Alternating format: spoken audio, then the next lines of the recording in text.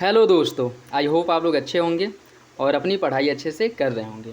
साथियों, इस वीडियो में हम लोग Uttar Pradesh special current affair को कवर करेंगे, जो कि घटनासार अर्धवार्षिकी करंट अफेयर जो आया है अप्रैल से सितंबर तक यूपी स्पेशल जो भी करंट अफेयर नए डेवलपमेंट हुए हैं उसको इस वीडियो में कवर किया जाएगा। और यदि आप लोग चैनल पर नए हैं तो सब्सक्राइब कर लीजिए और बेल आइकन को प्रेस कर लीजिए। इसका वीडियो इसका जो पीडीएफ है वह टेलीग्राम चैनल पे अपलोड कर दिया जाएगा और उसका लिंक डिस्क्रिप्शन बॉक्स में प्रोवाइड करा दूंगा, जहां से जाकर के आप लोग इसका पीडीएफ डाउनलोड कर सकते हैं। साथियों, जैसे देखिए कि इसका वॉच टाइम या फिर इसे कह सकते हैं व्यूज़ तो बहुत ज़्यादा बढ़ जाता है, लेकिन लाइक नहीं होता है।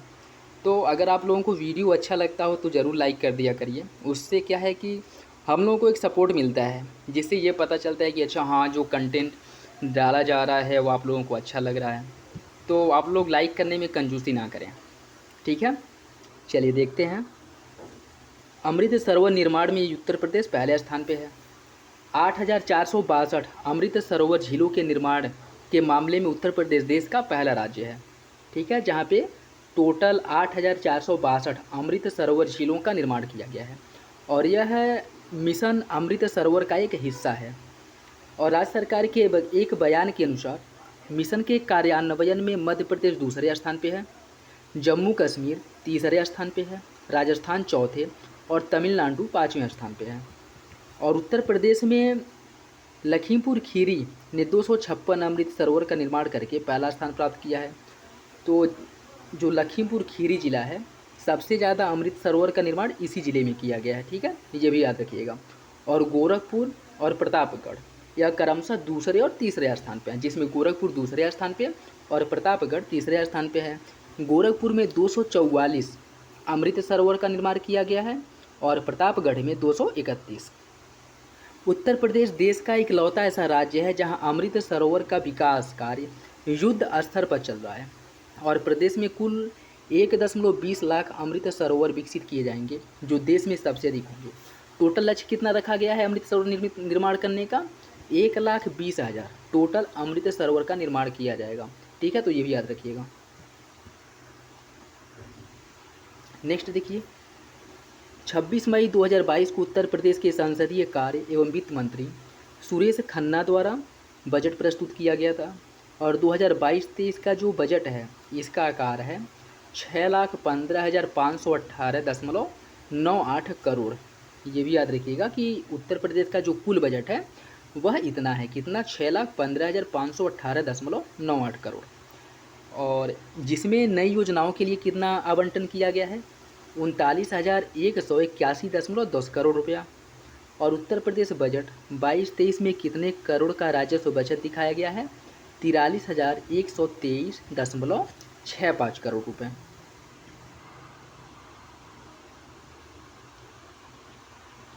उत्तर प्रदेश बजट 2022-23 में कुल कितने करोड़ का राजकोषीय घाटा अनुमानित किया गया है? 81,177.98 करोड़ रुपया, जो उत्तर प्रदेश की जीडीपी का 3.96% है। और राज्य की ऋणग्रस्तता सकल राज्य घरेलू उत्पाद का 28.8% है। और बजट में कुल कितने करोड़ रुपए का बजट अनुमान जो बजट घाटा है वह कितना है? वह आपका 24,567.26 करोड़ रुपया है।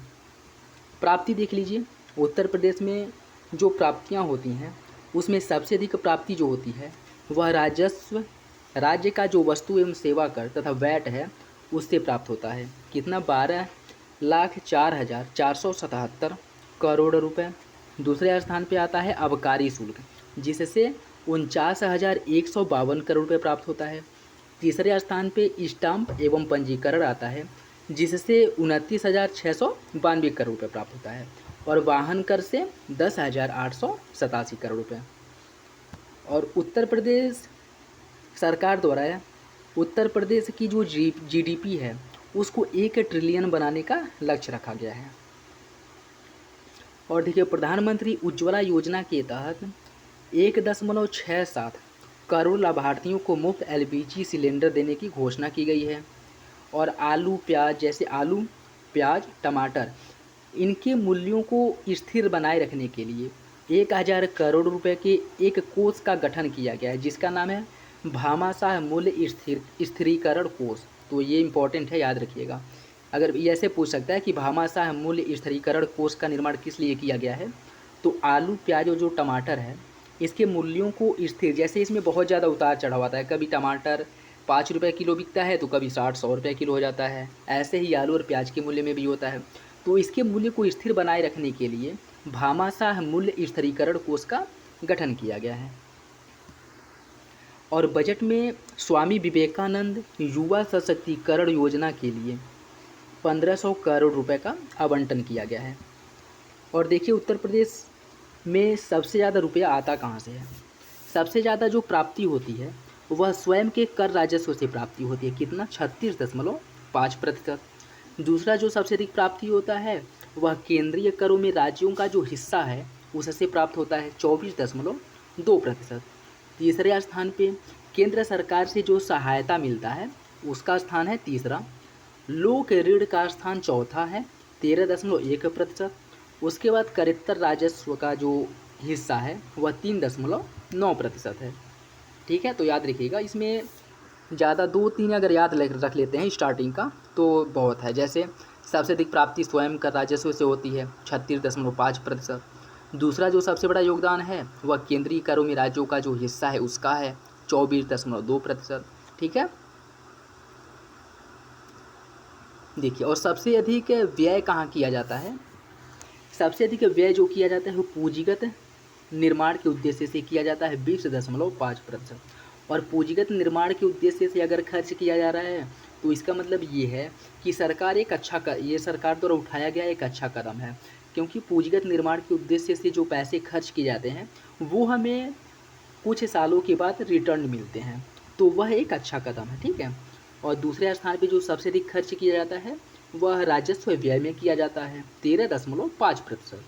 तीसरे स्थान पे जो सरकारी कर्मचारियों के वेतन दिए जाते हैं उस पर खर्च किया जाता है, 13.1%। चौथे स्थान पे पेंशन पे खर्च किया जाता है, 12.8%। ठीक है, ये भी याद रखिएगा। देखिए बजट 2022-23 में कुल कितने करोड़ रुपए की प्राप्तियों का अनुमान है? यह 5,90,951.71 करोड़ रुपए प्राप्ति का अनुमान है। और प्रधानमंत्री किसान ऊर्जा सुरक्षा एवं उत्थान महाअभियान, प्रधानमंत्री कुसुम योजना के तहत 2022-23 में कुल 15,000 सोलर पंपों की स्थापना करने का लक्ष्य रखा गया है।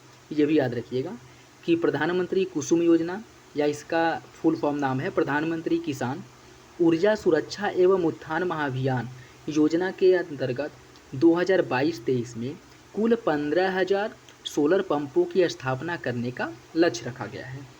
और एक अंतर्राष्ट्रीय क्रिकेट स्टेडियम की स्थापना की जाएगी वाराणसी में, जिसके लिए टोटल 95 करोड़ रुपए आवंटित किया गया है। यह स्लैब जो है आप लोग देख लीजिएगा, PDF प्रोवाइड करा दिया जाएगा, उसमें आप लोग देख लीजिएगा। ठीक है। नेक्स्ट देखिए, उत्तर प्रदेश इलेक्ट्रिक व्हीकल नीति 2022 से 27 का मसौदा जारी किया गया है, जिसके अंतर्गत इलेक्ट्रिक व्हीकल नीति 2022 से 27 के मसौदे को अंतिम रूप दे दिया गया है। और मसौदे के अनुसार ग्रामीण और शहरी क्षेत्रों में पब्लिक ट्रांसपोर्ट सिस्टम को इलेक्ट्रिक वाहन में परिवर्तित किया जाएगा, और उसके संचालन के लिए हरित मार्ग को चिन्हित किया गया है, और इन मार्गों पर ई बस का संचालन किया जाएगा। और 2030 तक सभी जो सरकारी वाहन हैं उनको इलेक्ट्रिक वाहन में बदला जाएगा। ये भी याद रखिएगा, अगर ये पूछ ले कि उत्तर प्रदेश में जो सरकारी बसें हैं उनको कब तक इलेक्ट्रिक वाहन में बदलने का लक्ष्य रखा गया है, 2030 तक जो भी बसें चलती हैं डीजल द्वारा उनको इलेक्ट्रिक वाहन में बदला जाएगा। ठीक है। और इस पॉलिसी के अनुसार शहरों में 9 किलोमीटर की परिधि में चार्जिंग स्टेशन की स्थापना की जाएगी। ठीक। और एक्सप्रेसवे पर 25 किलोमीटर के अंतराल पर चार्जिंग स्टेशन का निर्माण किया जाएगा। और इसके लिए 10 साल की लीज पर भूमि दी जाएगी। पहले 2000 चार्जिंग स्टेशन 20% सब्सिडी अधिकतम 10 लाख रुपए दी जाएगी, और सरकारी कर्मचारियों को इलेक्ट्रिक वाहन व्हीकल खरीदने के लिए प्रोत्साहित किया जाएगा। व्हीकल एडवांस भी दिया जाएगा। और इलेक्ट्रिक वाहन को प्रमोट करने के लिए गो इलेक्ट्रिक अभियान चलाया जाएगा। ये इंपॉर्टेंट है, याद रखिएगा। इलेक्ट्रिक वाहन को प्रमोट करने के लिए गो इलेक्ट्रिक अभियान चलाया जाएगा।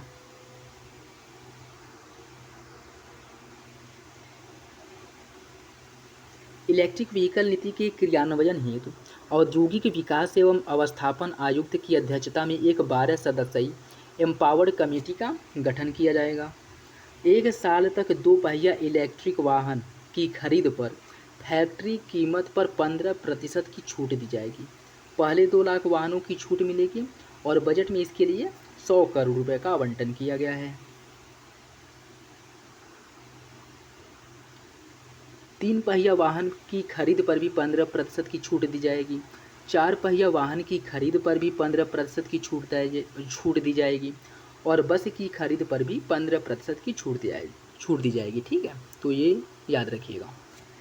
नेक्स्ट देखिए, बुंदेलखंड एक्सप्रेसवे का उद्घाटन किया गया 16 जुलाई 2022 को प्रधानमंत्री मोदी द्वारा जालौन जिले के उरई तहसील के कैथरी गांव में बुंदेलखंड एक्सप्रेसवे का उद्घाटन किया गया है और इसकी कुल लंबाई 296 किलोमीटर है और यह 7 जिलों से होकर के जाती है, जिसके में कौन कौन आते हैं? चित्रकूट, बांदा, महोबा, हमीरपुर, जालौन, औरैया, इटावा से होकर के यह गुजरेगी। ठीक है, ये इम्पॉर्टेंट है, याद रखिएगा कि बुंदेलखंड एक्सप्रेसवे कितने जिलों से होकर के जाती है और कौन कौन जिला जो है इसके अंतर्गत आते हैं। ठीक, और इस एक्सप्रेसवे की जो आधारशिला है वह 2022 में रखी गई थी और इसका निर्माण जो है 28 महीने के भीतर किया गया है। नेक्स्ट, उत्तर प्रदेश हिंदी संस्थान के पुरस्कार प्रदान किया गया है। 2021 के पुरस्कार की घोषणा 2 अगस्त 2022 को की गई थी, जिसमें इस संस्थान का जो सर्वोच्च पुरस्कार है वह 8 लाख का भारत भारती पुरस्कार दिल्ली के साहित्यकार डॉक्टर रमानाथ त्रिपाठी को दिया गया है और संस्थान का 5-5 लाख का पुरस्कार हिंदी गौरव सम्मान है, महात्मा गांधी साहित्य सम्मान, दीनदयाल उपाध्याय साहित्य सम्मान, लोहिया साहित्य सम्मान, अवंतीबाई साहित्य सम्मान और राजर्षि पुरुषोत्तम दास टंडन सम्मान जो है शामिल है। भारत भारती सम्मान जो है वह डॉक्टर रामनाथ त्रिपाठी को दिया गया है, जिसके अंतर्गत एक प्रशस्ति पत्र और गंगा की प्रतिमा भेंट की गई और उसके साथ साथ 8 लाख रुपया दिया गया है। और यह डॉक्टर रामानाथ त्रिपाठी जो है यह दिल्ली से संबंधित है। दूसरा, जो लोहिया साहित्य सम्मान है यह डॉक्टर बुद्धिनाथ मिश्रा को दिया गया है, जो देहरादून उत्तराखंड के हैं। महात्मा गांधी साहित्य सम्मान डॉक्टर विश्वास किशन पाटिल को दिया गया है, जो महाराष्ट्र के हैं। पंडित दीनदयाल उपाध्याय साहित्य सम्मान डॉक्टर रामशरण गौड़ को दिया गया है, जो गौतम बुद्ध नगर के हैं। अवंतीबाई साहित्य सम्मान डॉक्टर ओम प्रकाश मिश्रा को दिया गया है, जो लखनऊ के हैं। हिंदी गौरव सम्मान डॉक्टर गिरिराज शरण अग्रवाल को दिया गया है, जो हरियाणा के हैं।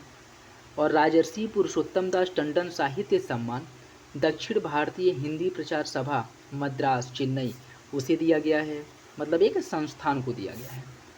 अटल बिहारी वाजपेयी साहित्य सम्मान हृदय नारायण दीक्षित को दिया गया है, जो उत्तर प्रदेश से सम्मान। अच्छा बताइए, हृदय नारायण दीक्षित कौन है? यह एक फेमस पर्सनालिटी है, आप लोग कमेंट बॉक्स में कमेंट करके बताइएगा।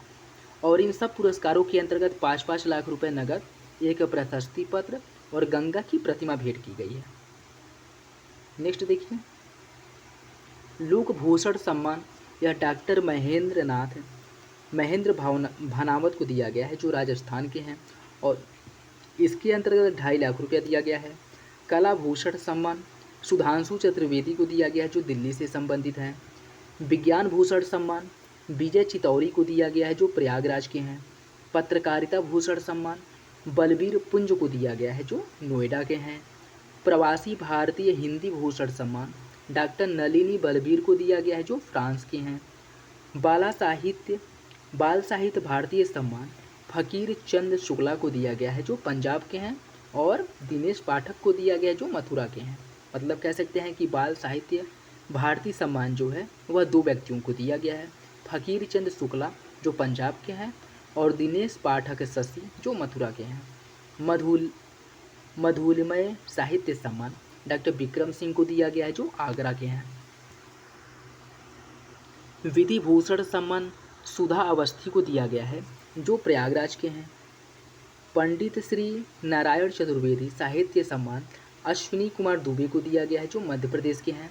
और हिंदी विदेश प्रसार सम्मान कल्पना लाल जी को दिया गया है जो मॉरिशस के हैं। मदन मोहन मालवीय विश्वविद्यालय स्तरीय सम्मान योगेश प्रताप सिंह लखनऊ के और डॉक्टर प्रत्युष दुबे गोरखपुर, इन दोनों लोगों को दिया गया है। नेक्स्ट देखिए, एनसीआर की तर्ज पर उत्तर प्रदेश में एससीआर का गठन किया जाएगा।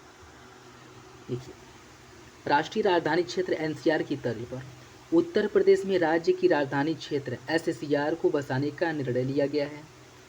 और देश में पहली बार किसी राज्य में गठित होने जा रहा इस विशिष्ट राजधानी क्षेत्र का लक्ष्य है राजधानी लखनऊ पर बढ़ती जनसंख्या से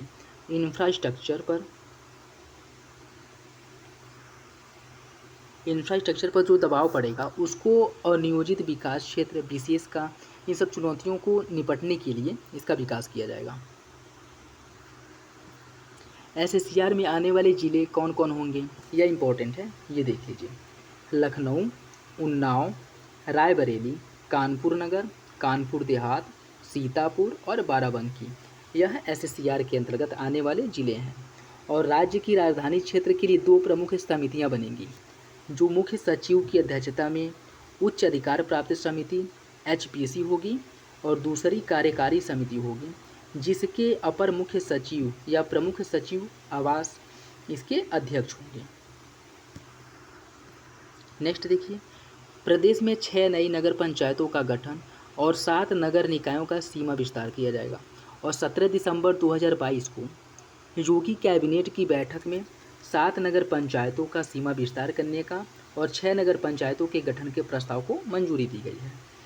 कैबिनेट बाई सर्कुलेशन द्वारा संत कबीर नगर की धर्मा सिंहवा, बहराइच में रुपईडीहा, देवरिया की मदनपुर व भलुवनी नगर पंचायत, फर्रुखाबाद में खिमसेपुर और रायबरेली का शिवगढ़ नगर पंचायत के गठन से संबंधित जो अधिसूचना है वह 17 सितंबर 2022 को जारी किया गया है। और इस तरह प्रदेश में वर्तमान में कुल 762 नगर पंचायतें हो गई हैं।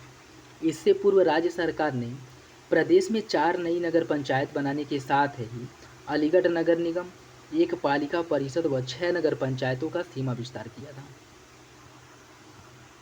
राज्य सरकार लोगों को बेहतर सुविधाएं देने के लिए शहरी दायरा बढ़ा रही है और इसको ध्यान में रखते हुए कुशीनगर की मथौली, देवरिया का हेतिमपुर, अयोध्या की मां कामाख्या और फर्रुखाबाद की संकिस्सा को नए नगर पंचायत बनाया गया है। नेक्स्ट देखिए, कीट एवं रोग नियंत्रण योजना 6 सितंबर 2022 को योगी कैबिनेट की बैठक में विभिन्न पारिस्थितिकीय संसाधनों द्वारा खेत में खड़ी फसल तैयार उपज के सुरक्षित भंडारण के लिए कीट एवं रोग नियंत्रण योजना को मंजूरी दी गई है। इस योजना में सरकार अगले 5 वर्षों के लिए 192 करोड़ 57,75,000 रुपये खर्च करेगी। और वहीं फसलों को सुरक्षित रखने के लिए बखारी पर 50% अनुदान देने का प्रस्ताव पास किया गया है।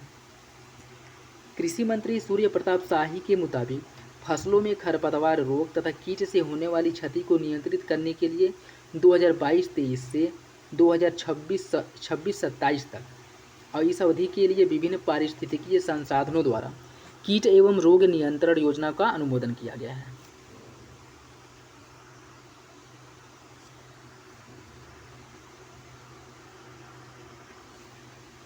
नेक्स्ट देखिए, उत्तर प्रदेश में देश की पहली एजुकेशन टाउनशिप अमेरिका जैसे देशों की तर्ज पर यूपी में एजुकेशन टाउनशिप विकसित किया जाएगा और देश में पहली ऐसी टाउनशिप ये उत्तर प्रदेश में खुलेगी। एजुकेशन टाउनशिप का अर्थ है एक ही जगह पर सभी प्रकार की शिक्षा व कौशल विकास का प्रशिक्षण सरलता से उपलब्ध कराना। उत्तर प्रदेश के मुख्यमंत्री योगी आदित्यनाथ ने प्रदेश में ऐसे 5 टाउनशिप विकसित करने का निर्देश दिया है। देश में पहली नाइट सफारी और जैव विविधता पार्क 16 अगस्त 2022 को उत्तर प्रदेश के मुख्यमंत्री योगी आदित्यनाथ की अध्यक्षता में हुई कैबिनेट की बैठक में सिंगापुर की तर्ज पर, ये पूछ सकता है कि कहाँ की तर्ज पर बनाया जाएगा, तो सिंगापुर की तर्ज पर राजधानी लखनऊ में देश का पहला नाइट सफारी और जैव विविधता पार्क बनाने के उत्तर प्रदेश पर्यटन विभाग के प्रस्ताव को मंजूरी दी गई है।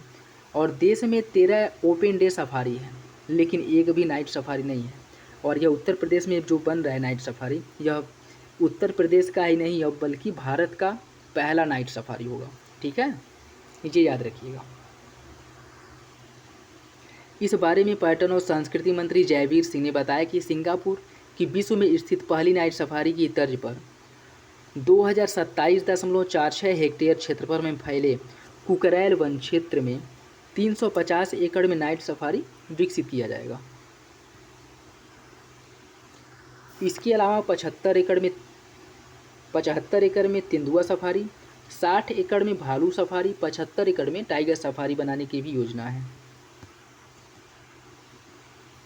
नेक्स्ट, उत्तर प्रदेश परिवार कल्याण कार्ड परिवार आईडी योजना इलेक्ट्रॉनिक और सूचना प्रौद्योगिकी मंत्रालय के माध्यम से केंद्र सरकार ने उत्तर प्रदेश सरकार को अपने निवासियों के लिए उत्तर प्रदेश परिवार कल्याण कार्ड योजना को हाल ही में लॉन्च करने की अनुमति दी है।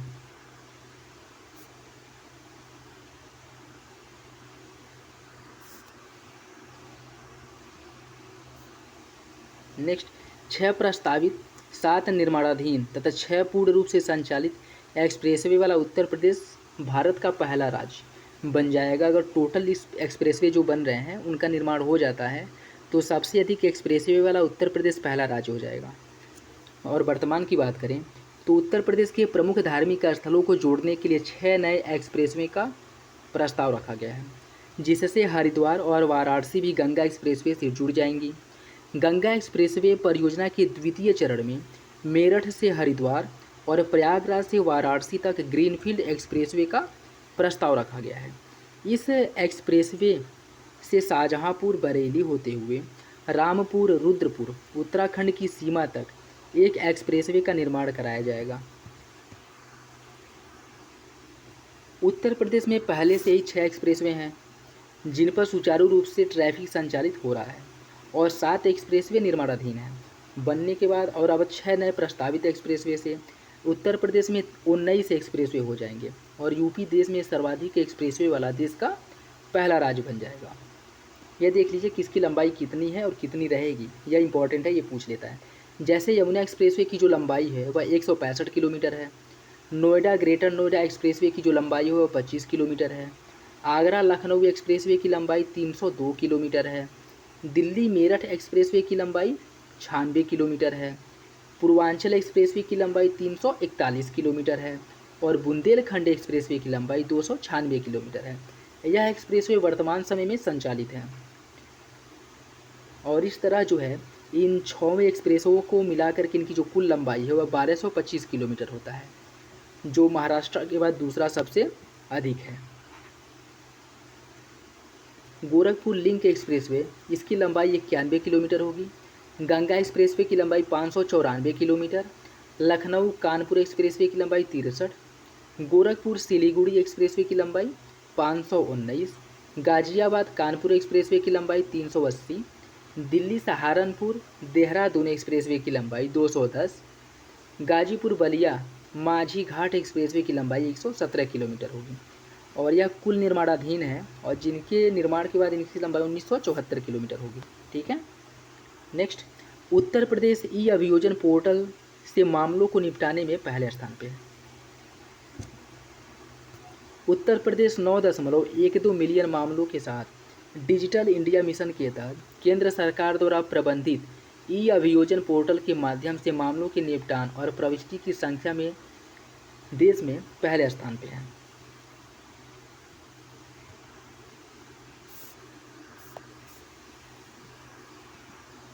नेक्स्ट देखिए, भरतौल उत्तर प्रदेश का पहला गांव है जहां हर घर आरओ पानी की आपूर्ति सुनिश्चित की गई है। उत्तर प्रदेश के बरेली जिले के बिथरी चैनपुर ब्लॉक में स्थित भरतौल गांव हाल ही में प्रदेश का पहला ऐसा गांव बन गया है जहां के प्रत्येक घर में आरओ पानी की आपूर्ति की जा रही है। यह इंपॉर्टेंट है, याद रखिएगा। केंद्र सरकार के पंडित दीनदयाल उपाध्याय पंचायत सशक्तिकरण और 12-12 लाख रुपए की पुरस्कार राशि के साथ मुख्यमंत्री पंचायत प्रोत्साहन पुरस्कार जैसे पुरस्कार जीतने के बाद भरतौल गांव को ग्राम निधि के साथ 20 आरओ वाटर प्यूरिफायर से लैस किया गया है। नेक्स्ट देखिए, फतेहगढ़ सेंट्रल जेल को 5 स्टार इट राइटिंग सर्टिफिकेट दिया गया है। फर्रुखाबाद जिले के फतेहगढ़ सेंट्रल जेल में 1100 से अधिक कैदियों को परोसे जाने वाले भोजन की क्वालिटी ऐसी है जिसे भारतीय खाद्य सुरक्षा और मानक प्राधिकरण FSSAI ने हाल ही में 5 स्टार की रेटिंग दी है। और ये जो प्रमाण पत्र इसे दिया गया है, इसका जो वैधानी यह जो है 2024 तक वैध रहेगा। यह याद रखिएगा कि उत्तर प्रदेश की किस जेल को 5 स्टार रेटिंग दी गई है। फतेहपुर सेंट्रल जेल को 5 स्टार रेटिंग दी गई है, यह इम्पोर्टेंट है। नेक्स्ट, वैक्यूम आधारित सीवर सिस्टम वाला आगरा देश का पहला जिला। देखिए, आगरा जो है वह वैक्यूम आधारित सीवर सिस्टम वाला देश का पहला शहर बन गया है और इन वैक्यूम का उपयोग सार्वजनिक स्थानों पर किया जाएगा, जिसका निर्माण जो है नीदरलैंड की सहायता से किया गया है और 5 सालों तक इसका रखरखाव नीदरलैंड की एक कंपनी द्वारा किया जाएगा। नेक्स्ट, उत्तर प्रदेश ई पेंशन पोर्टल वाला पहला राज्य। उत्तर प्रदेश ई पेंशन पोर्टल की सुविधा देने वाला देश का पहला राज्य बन गया है और मुख्यमंत्री योगी आदित्यनाथ ने श्रम दिवस 1 मई 2022 पर प्रदेश के 11.5 लाख से अधिक पेंशनरों को सुगम जीवन की बड़ी सौगात देते हुए लोक भवन में पेंशनरों के लिए ऑनलाइन सेवा पोर्टल का शुभारंभ किया। नेक्स्ट देखिए, उत्तर प्रदेश के काला नमक चावल को बढ़ावा देने के प्रयासों को मिला लोक प्रशासन में प्रधानमंत्री पुरस्कार। उत्तर प्रदेश के सिद्धार्थनगर जिला प्रशासन द्वारा काला नमक चावल को बढ़ावा देने के प्रयास को 21 अप्रैल 2022 को लोक प्रशासन में उत्कृष्टता के लिए प्रधानमंत्री पुरस्कार 2021 से सम्मानित किया गया है।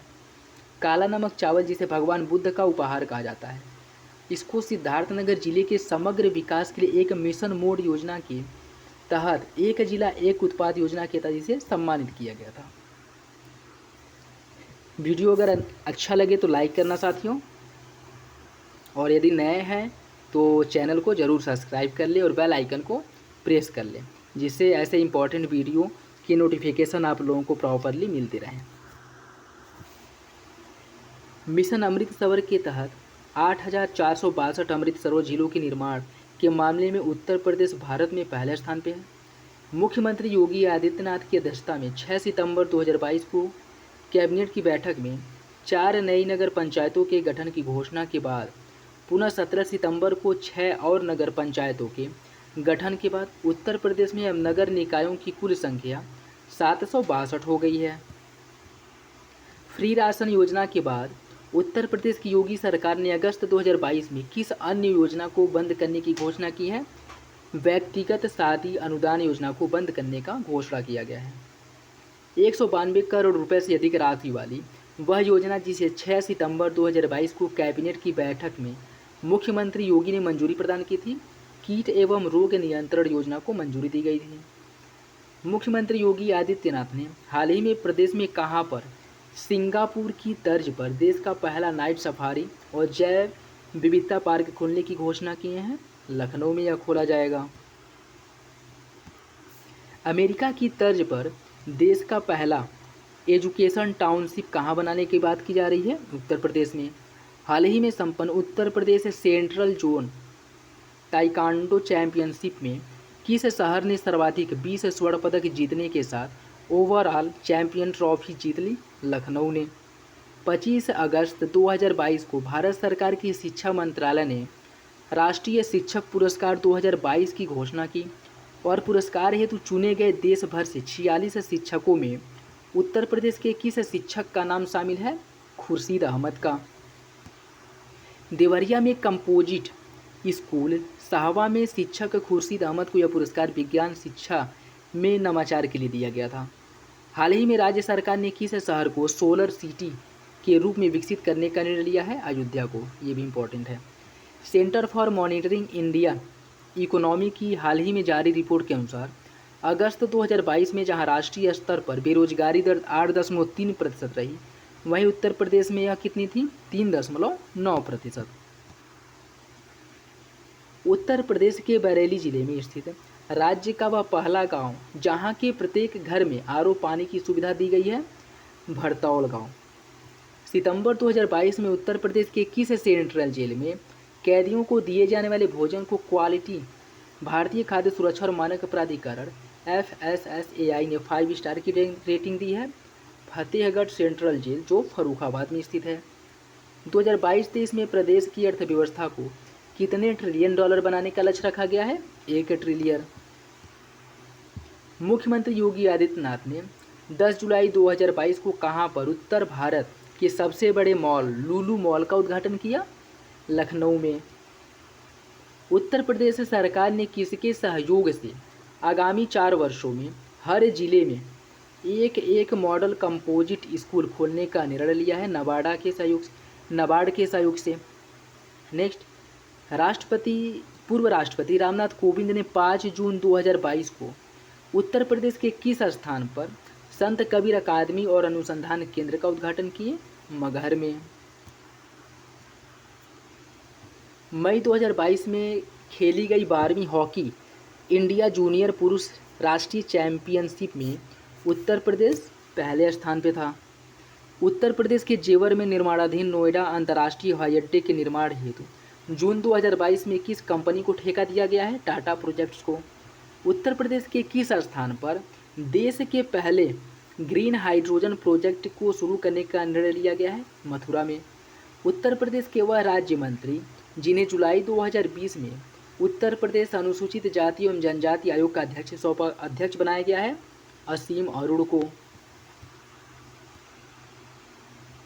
उत्तर प्रदेश के किस स्थान से खुदाई के दौरान जून 2022 में 3800 वर्ष पुराने तांबे के शस्त्र के अवशेष मिले हैं? मैनपुरी गांव के गणेशपुर में। 4 से 7 जुलाई 2022 के बीच उत्तर प्रदेश में किस महोत्सव का आयोजन किया गया? आम महोत्सव का। हरियाणा में संपन्न तीसरे खेलो इंडिया यूथ गेम 2022 में उत्तर प्रदेश पदक तालिका में किस स्थान पर है? पदक तालिका में 12वें स्थान पर है, जिसके द्वारा 6 स्वर्ण, 14 रजत और 19 कांस्य पदकों सहित कुल 42 पदक जीते गए थे और ओवरऑल रैंकिंग में 12वें स्थान पे है। उत्तर प्रदेश में बनने वाले 296 किलोमीटर लंबे किस एक्सप्रेसवे का उद्घाटन प्रधानमंत्री मोदी ने 16 जुलाई 2022 को किया था? बुंदेलखंड एक्सप्रेसवे का। दक्षिण कोरिया में 22 से 30 जून 2022 के बीच मिसेज यूनिवर्स डिवाइन 2022 प्रतियोगिता का खिताब उत्तर प्रदेश की किस सुंदरी ने जीता था? पल्लवी सिंह ने, जो कानपुर की हैं। यह भी इम्पोर्टेंट है। 13 एक्सप्रेसवे बनाने वाला देश का पहला राज्य उत्तर प्रदेश बन गया है। 3200 किलोमीटर के 13 एक्सप्रेसवे में से 7 पर काम जारी है, जबकि 6 संचालित है।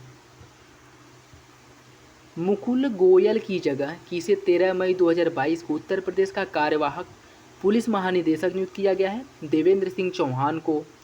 12 मई 2022 को NSDC इंटरनेशनल तथा हिंदुस्तान पोर्ट्स प्राइवेट लिमिटेड के बीच उत्तर प्रदेश के किस स्थान पर स्किल इंडिया अंतर्राष्ट्रीय केंद्र की स्थापना के लिए समझौता किया गया है? वाराणसी में। 1 मई 2022 को अंतर्राष्ट्रीय मजदूर दिवस के अवसर पर मुख्यमंत्री योगी आदित्यनाथ ने सेवानिवृत्त सरकारी कर्मचारियों की पेंशन का पारदर्शी बनाने के लिए किस पोर्टल को लॉन्च किया? ई पेंशन पोर्टल को। 18 से 20 अप्रैल 2022 को सूरत में स्मार्ट शहरीकरण सम्मेलन में सर्वश्रेष्ठ राज्य का पुरस्कार उत्तर प्रदेश को दिया गया। यह भी इम्पोर्टेंट है। उत्तर प्रदेश सरकार ने अप्रैल 2022 में जल जनित और बैक्टीरिया जनित बीमारियों के प्रसार को रोकने के लिए किस अभियान की शुरुआत की? दस्तक अभियान की। मार्च 2022 में किस लोक गायिका को लोक निर्मल सम्मान 2022 से सम्मानित किया गया? शारद सिन्हा को। प्रधानमंत्री नरेंद्र मोदी ने पिछले दिनों मेरठ के किस कस्बे में मेजर ध्यानचंद यूनिवर्सिटी की आधारशिला रखी? सरधना कस्बा, सलवा और कैली गाँव में। हाल ही में जल शक्ति मंत्रालय द्वारा किस दिशा में उल्लेखनीय प्रयास के लिए उत्तर प्रदेश को शीर्ष स्थान प्राप्त हुआ है? जल संरक्षण में उल्लेखनीय कार्य के लिए पहला स्थान दिया गया है। उत्तर प्रदेश के मुख्यमंत्री ने आजमगढ़ विश्वविद्यालय का नाम बदल करके क्या कर दिया है, महाराजा सुहेलदेव विश्वविद्यालय। उत्तर प्रदेश का वह जिला जहां देश का पहला अमृत सरोवर और 2022 में पूरा किया गया, रामपुर में। यह यूपी स्पेशल था और जो कंप्लीट हुआ, यह आप लोग देख लीजिएगा। और यदि